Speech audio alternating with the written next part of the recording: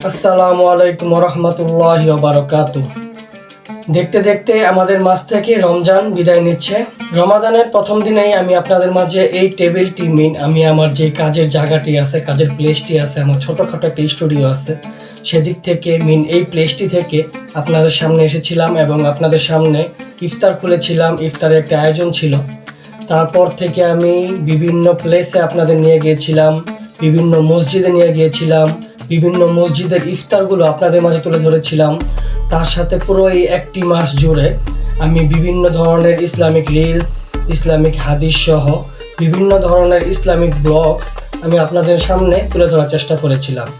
পুরো একটি মাস আমি আপনাদের সাথে থাকার চেষ্টা করেছিলাম, বিভিন্নভাবে আপনারা দেখেছিলেন। আর এই একটি মাসে আমি আপনাদের জন্য মোটামুটি অনেকটা কষ্ট করেছি। যদিও এক একটি ব্লগস বের করতে প্রায় 2.5 থেকে 3 ঘন্টার উপরে লেগে যায়, কারণ শুধু ভিডিওটা করলেই তো হয় না, তার সাথে এডিটিংয়ের অনেক কাজ আছে। যার কারণে আমরা হয়তোবা আজকে যেই ভিডিওটি আমরা করলাম, সেই ভিডিওটি আমরা হয়তোবা আজকে দিতে পারছি না বা কালকে দিতে পারছি না। আমাদের হয়তোবা 2-1 দিন বা 2-3 দিন আমাদের সময় লেগে যায়। এর কারণে আপনাদের কাছে আমি আসলেই অনেক সরি, অনেক দুঃখিত।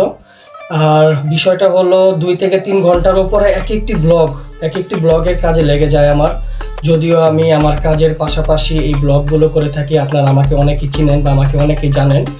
এই কারণে হয়তোবা প্রতিদিনের ব্লগ যেদিন করি সেটা সেদিন দেওয়া সম্ভব হয় না, হয়তোবা কয়েকদিন পরে আমার দেওয়া হয়। এটার জন্য খুবই আন্তরিকভাবে দুঃখিত।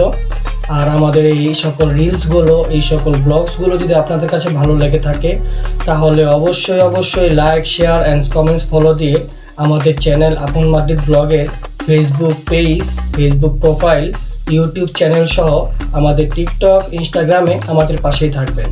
অ্যাকচুয়ালি আপনাদের জন্যই আমি এই ব্লগসগুলো করে থাকি।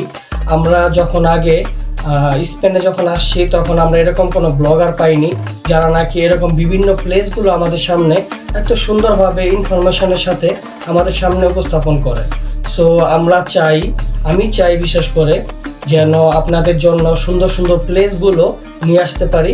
আপনারা প্রতি ছুটির দিনে যেন আপনাদের সময়টা নষ্ট না হয়, আপনারা সুন্দর প্লেসে গিয়ে আপনাদের মূল্যবান সময়টা কাটাতে পারেন এবং সুন্দর পরিবেশগুলো আপনারা উপভোগ করতে পারেন। আপনারা যারা মাদ্রিদে আছেন অনেকেই চিনেন অনেক সুন্দর প্লেস, বা অনেকে হয়তো বা চেনেন না যারা নতুন আসছেন।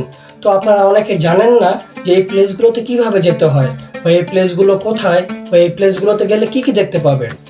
আপনাদের জন্যই আমি আমার যে ছুটির দিনটি আছে, সেই ছুটির দিনটিতে আমি আপনাদের জন্য সুন্দর